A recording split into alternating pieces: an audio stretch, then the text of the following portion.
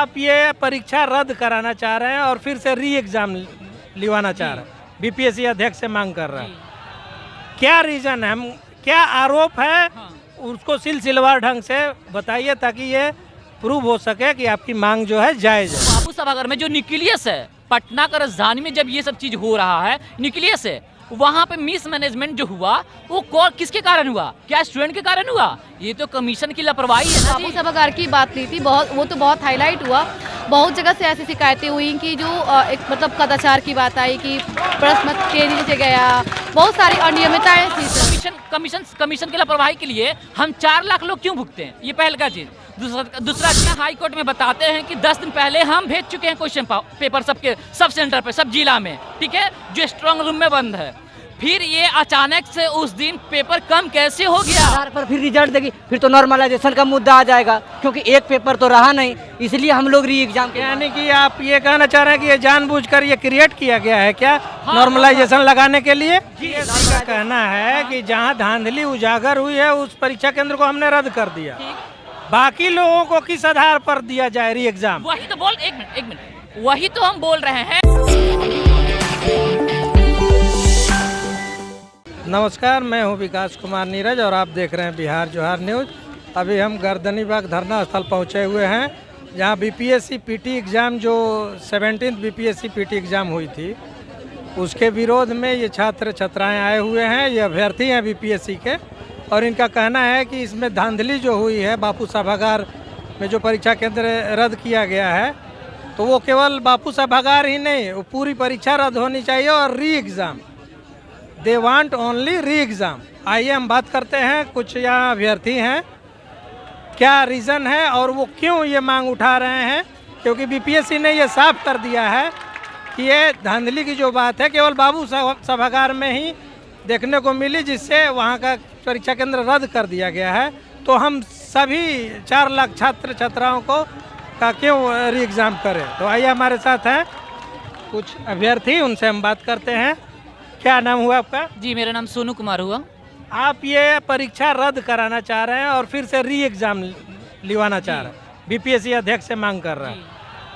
क्या रीज़न है, हम क्या आरोप है, उसको सिलसिलेवार ढंग से बताइए ताकि ये प्रूव हो सके कि आपकी मांग जो है जायज़ है। देखिए, हम शुरू से शुरू करते हैं। एक्चुअली जब बात हुआ था रिफॉर्म ओपन की, जो 80,000 90,000 जो बच्चे वंचित रह गए थे, तो अध्यक्ष महोदय बोले थे कि ये नॉन सीरियस कैंडिडेट है, जो 90,000 रह गए हैं, नॉन सीरियस कैंडिडेट है। हम उनको मानते भी हैं नॉन सीरियस, हम इस चीज़ को मान लिए। हम 4 लाख जो हैं बच्चे जो फॉर्म फिलअप किए, वो हम लोग सीरियस हैं। 13 दिसंबर, ठीक है, सीरियस लोग 13 दिसंबर को जो है एग्ज़ाम दिया। उसके बाद से जो बाबू सभागार में जो न्यूक्लियस है, पटना का राजधानी में जब ये सब चीज़ हो रहा है, न्यूक्लियस है, वहाँ पे मिस मैनेजमेंट जो हुआ वो किसके कारण हुआ? क्या स्टूडेंट के कारण हुआ? ये तो कमीशन की लापरवाही है ना जी। ये कमीशन की पूरी तरह से लापरवाही है कि मिस मैनेजमेंट हुआ। पहल का चीज़ ये चीज़ आप कमीशन की लापरवाही के लिए हम 4 लाख लोग क्यों भुगते हैं? ये पहल का चीज़। दूसरा चीज़, इन्होंने बोला कि जो 12,000 जो बच्चे बैठे हुए हैं बापू सभागार में, लगभग उनका ही सिर्फ परीक्षा लिया जाएगा। हम पूछना चाहते हैं कि जो 12,000 बच्चे हैं, क्या एक डिस्ट्रिक्ट में आते हैं? वो लगभग ये पूरे 2 डिस्ट्रिक्ट के बराबर हैं। ये जितना 2 डिस्ट्रिक्ट में सेंटर होता है लगभग, उतना ये पूरे एक बाबू सभागार में बच्चे हैं। दूसरी बात ये हो गई, जब वहाँ पे हो गया तो इन्होंने बोला कि ठीक है और री एग्ज़ाम लेंगे, नॉर्मलाइजेशन भी नहीं करेंगे। तो तीसरा बात ये, जब री एग्ज़ाम लेंगे तो आप उनको एक्स्ट्रा टाइम दे रहे हैं। जब री एग्ज़ाम होगा तो एक्स्ट्रा टाइम मिलेगा कि नहीं मिलेगा? एक्स्ट्रा टाइम मिलेगा। जब एक्स्ट्रा टाइम मिलेगा तो हमसे ज़्यादा एज पर रहेंगे, हमसे ज़्यादा, जब क्योंकि जिसको ज़्यादा टाइम मिलता है वो ज़्यादा पढ़ेंगे और उनका ज़्यादा नंबर भी आने की संभावना है, ठीक है। और उनको पूरा पैटर्न पता चल चुका है। क्यों पैटर्न पता चल चुका है? क्योंकि जब ये प्रेस कॉन्फ्रेंस किए थे तो बोले थे कि 50% जो क्वेश्चन है हम यूपीएससी लेवल का पूछेंगे, जबकि पूछे क्या, प्राइमरी लेवल से भी एकदम नीचे। उन सब बच्चे, हम क्वेश्चन पे नहीं जाएंगे, खैर क्वेश्चन होता है, लेकिन ये तो गुमराह किए ना आप, गुमराह किए कि हम यूपीएससी लेवल का क्वेश्चन पूछेंगे। तो जब जो 12,000 बच्चे हैं वो तो हार्ड के लिए तैयारी करके आए थे, सभी लोग हार्ड के लिए तैयारी करके आए थे। अब उनको लो क्वेश्चन मिल गया, वो क्वेश्चन पैटर्न से अवेयर हो गए। अब उनको एक्स्ट्रा टाइम मिल रहा है और क्वेश्चन भी पता है कि कैसा आएगा, क्वेश्चन भी पता है कि उनको बीपीएससी का कहना है कि जहां धांधली उजागर हुई है उस परीक्षा केंद्र को हमने रद्द कर दिया, बाकी लोगों को किस आधार पर दिया जाए री एग्जाम? वही तो बोल, एक मिनट, वही तो हम बोल रहे हैं कि आप कोई भी एग्जाम करवाने का क्या आधार होता है? Equal opportunity. हमारे संविधान में इक्वल अपॉर्चुनिटी है ना, इक्वल अपॉर्चुनिटी सभी लोगों को मिलना चाहिए। तो आप इक्वल अपॉर्चुनिटी कहाँ दे रहे हैं भाई? आप जो 12,000 बच्चे हैं उनको एक्स्ट्रा टाइम दे रहे हैं, जबकि लापरवाही कमीशन की और 12,000 को एक्स्ट्रा टाइम, उनको एज मिल रहा है। एक्स्ट्रा टाइम देने के बाद उनको क्वेश्चन पूरा पैटर्न मालूम है, तो उनको एज मिल रहा है कि नहीं? वो हमसे ज़्यादा पढ़ रहे हैं, हमसे ज़्यादा टाइम मिल रहा है, हमसे ज़्यादा उनको पूरा क्वेश्चन पैटर्न मालूम चल गया है, तो क्यों नहीं ये तो फिर ये डिसएडवांटेज में हम लोग आ गए ना। आपका कहना है कि जो माइलेज उन लोगों को मिल रहा है दोबारा एग्जाम में, जी सभी का एग्जाम होना चाहिए और सभी को इक्वल वो मौका मिलना चाहिए। तो इक्वल अपॉर्चुनिटी कहेगा ना। इक्वल अपॉर्चुनिटी क्या? एक दिन एक एग्जाम एक पेपर, इक्वल अपॉर्चुनिटी इसको बोलते हैं। हमें कोई चीज़ से मतलब नहीं है, हमें इक्वल अपॉर्चुनिटी चाहिए। इक्वल अपॉर्चुनिटी इस मामले में कि एक साथ एग्जाम हो तभी उसको इक्वल अपॉर्चुनिटी बोला जाता है। आप किसी को एक्स्ट्रा टाइम देकर, पूरा क्वेश्चन पैटर्न बताकर और एक्स्ट्रा टाइम देंगे तो आप 13,000 बच्चों को स्पेशल ट्रीट कर रहे हैं और 4 लाख बच्चों को स्पेशल अलग ट्रीट कर रहे हैं, उनको एक्सक्लूड कर दिए पूरा। तो कैसे है इक्वल अपॉर्चुनिटी? जब जहाँ इक्वल अपॉर्चुनिटी है ही नहीं तो आप परीक्षा रद्द कीजिए। और ये आप गुमराह करने की जो बीपीएससी अध्यक्ष की बात कर रहे हैं उसी से आधार पे कर, क्योंकि प्रेस कॉन्फ्रेंस आप खुद उनका देख लीजिएगा, वो बोले थे कि 50% के लगभग हम लोग यूपीएससी लेवल के स्टैंडर्ड के क्वेश्चन पूछेंगे। और ये जो क्वेश्चन आया क्या यूपीएससी लेवल के स्टैंडर्ड का है? तो ये क्या एक तरह से गुमराह करने का नहीं हुआ? ये सारे बच्चों को इंक्लूडिंग जो 12,000 को जो री एग्जाम लेने वाले हैं और जो 4 लाख को जो हटाने वाले हैं, तो क्या ये उनके साथ गुमराह करने की बात नहीं हुई?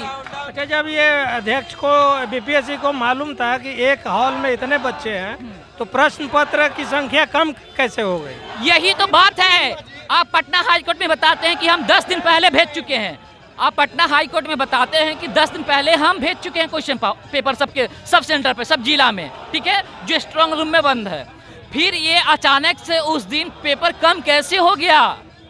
सब बड़ा जांच का विषय ये है, लेकिन जांच का विषय ये सरकार और उस पर होना चाहिए। लेकिन हमारा मुद्दा ये है इक्वल अपॉर्चुनिटी मिले सबको। इक्वल अपॉर्चुनिटी तभी कहा जाता है जब एक साथ सबको एग्जाम हो, एक पेपर से हो, एक साथ सबका सिलेबस हो, तो उसके इक्वल अपॉर्चुनिटी कहा जाता है। नहीं कि एक को ज़्यादा टाइम देकर, उनको ज़्यादा समय देकर, उनको क्वेश्चन पैटर्न बताकर उनको एक्स्ट्रा लीजिएगा, हमें अलग लीजिएगा। और ये 12,000 कम बच्चे नहीं हुए, 12,000 मतलब 2 डिस्ट्रिक्ट के सेंटर के बराबर हुए। चलिए, हमारे साथ और भी अभ्यर्थी हैं, उनसे बात करते हैं। आप क्या कहना चाहते हैं? पिछली बार बीपीएससी में नॉर्मलाइजेशन का मैंने जो प्रोटेस्ट किया था उसमें बीपीएससी क्लियर कर चुके कि नॉर्मलाइजेशन नहीं है।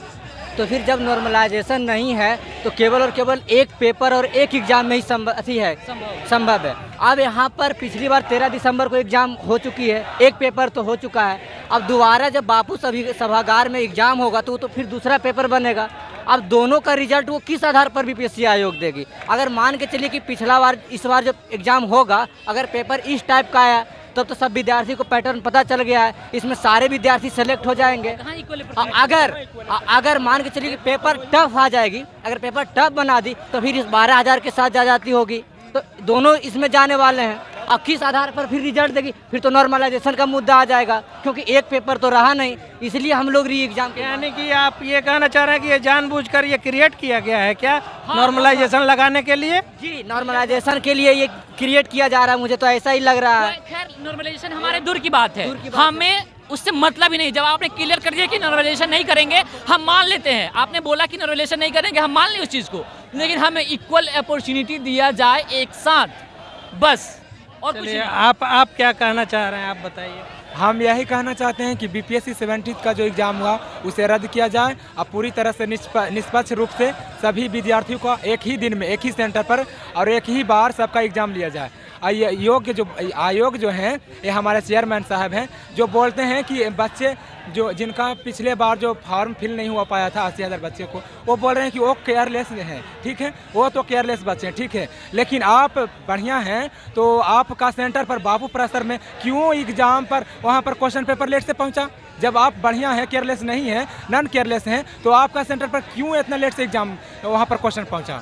हम यही उनसे कहना चाहते हैं कि अगर आप जो कल जो अपना बोलें कि सिर्फ बापू परिसर वाला का एग्ज़ाम सेंटर रद्द होगा, केंद्र पर जो हुआ परीक्षा उसी का रद्द होगा और उसका री एग्ज़ाम लिया जाएगा, तो हाँ, तो उसका री एग्ज़ाम होगा तो कहीं ना कहीं हम लोग के साथ भेदभाव जरूर होगा। क्योंकि उसका जो एग्ज़ाम का जो लेवल होगा उस और तो देख लिया और उसे पैटर्न भी पता चल गया। और दूसरा बात है कि एक्स्ट्रा टाइम भी उसे मिल गया, तो पढ़ेगा और पढ़ करके वो तो कर ही लेगा हम लोग से अच्छा। चलिए, तो हमारे साथ एक महिला अभ्यर्थी भी हैं। मैडम बताइए, ये एग्ज़ाम फिर से होना चाहिए, बिल्कुल। तो क्यों होना चाहिए? आपने सर खुद आप लोगों ने कवर किया, मीडिया वालों ने ही कवर किया जो बापू सभागार में हुआ, और बहुत जगह सिर्फ बापू सभागार की बात नहीं थी, वो तो बहुत हाईलाइट हुआ। बहुत जगह से ऐसी शिकायतें हुई कि जो एक मतलब कदाचार की बात आई कि प्रश्न तेजी से गया, बहुत सारी अनियमितताएं थी सर। तो बच्चे बराबर फिर नहीं हो पाए ना, किसी को फ़ायदा होगा, किसी को नुकसान होगा, तो सबके लिए तो बराबर निष्पक्ष होना चाहिए। तो हम निष्पक्ष एग्ज़ाम की बात करते हैं और ये एग्ज़ाम की बात करते हैं। चलिए, तो ये बीपीएससी के अभ्यर्थी हैं, उनका साफ कहना है कि री एग्ज़ाम होना चाहिए। अगर री एग्ज़ाम नहीं होता है और केवल एक सेंटर के अभ्यर्थियों का री एग्ज़ाम होता है तो उन्हें माइलेज मिलेगा, समय भी मिलेगा और वो पैटर्न से अवेयर हो गए हैं। ये दो भाव नीति नहीं चलेगी हम लोग की, और ये केवल री एग्ज़ाम की डिमांड कर रहे हैं और ये धरना स्थल पे जमे हुए हैं और यहाँ से हटने का नाम नहीं ले रहे हैं। जब तक उनको इंसाफ नहीं मिलेगा ये यहीं जमे रहेंगे। आपने यदि हमारे चैनल को सब्सक्राइब नहीं किया तो सब्सक्राइब कर लीजिए। इस वीडियो में इतना ही। आप देखते रहिए बिहार जोहार न्यूज़। नमस्कार, जय हिंद, जय बिहार।